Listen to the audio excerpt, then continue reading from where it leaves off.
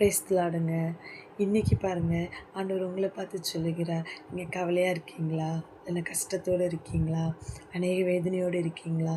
நிறைய பேர் பார்க்கீங்க, இந்த வருஷம் எனக்கு ஒரு புதிய வருஷமாக இருக்குன்னுட்டு. ஆனால் பாருங்கள், மாதம் 26 ஆயிட்டு, இன்னும் இந்த வருஷத்தில் ஒரு சந்தோஷம் இல்லை நினைக்கிங்களா? இன்றைக்கி ஆண்டவர் சொல்லுகிறார், அதான் சங்கீதம் 50:15 சொல்லுகிறது, ஆபத்து காலத்தில் என்னை நோக்கி கூப்பிடு, நான் உன்னை விடுவிப்பேன், நீ மகிமைப்படுத்துவேன்னு சொன்னது போல் உங்கள் ஆபத்து காலத்தில் இந்த நாளில் என்ன சுச்சுவேஷனில் நீங்கள் இருக்கீங்களோ எனக்கு தெரியாதுங்க.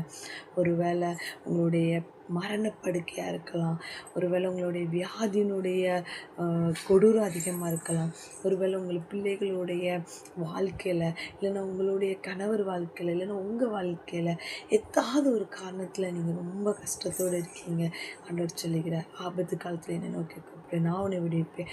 யாருமே இல்லை, என் பிள்ளைகளுக்கு தகப்பன் இல்லை, என் பிள்ளைக்கு தாய் இல்லை, இல்லைன்னா நான் அனாதையாக இருக்கிறேன்னு நினைக்கிங்களா? ஆண்டவர் உங்களை பற்றி சொல்லுகிறார், நீ என்னை நோக்கி கூப்பிடு, நான் உன்னை விடுவிப்பேன். அதுக்கப்புறம் தான் சொல்லுகிறார், நீ என்னை மகிமைப்படுத்துவான்னுட்டு.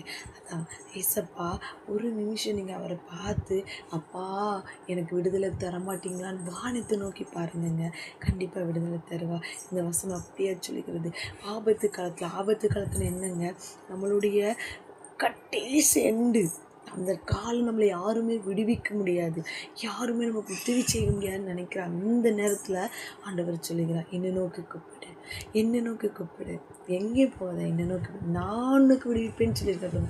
நான் உன்னை பாதுகாப்பேன்னு சொல்லலை, நான் அதுலேருந்து உன்னை விடுவிப்பேன்னு சொல்லுவேன். அந்த வசனம் அப்படி சொல்லுது. அதுக்கப்புறம் தான் சொல்லியிருக்காரு, நீ என்னை மகிமைப்படுத்துவாய். ஆபத்து காலத்தில் நம்ம விடுவிப்போம், ஆண்டவர் நம்மளை மகிமைப்படுத்துவார். நீங்கள் இந்த நாளில் இந்த வசனத்தை சுதந்திரித்து உங்களுடைய ஆபத்து காலத்தில் ஆண்டவர்கிட்ட பெண் கேளுங்க, ஆண்டவர் கண்டிப்பாக உங்களுக்கு விடுதலை தருவார். தேவன் நம்ம இந்த வார்த்தையை ஆசீர்வதிப்பார்.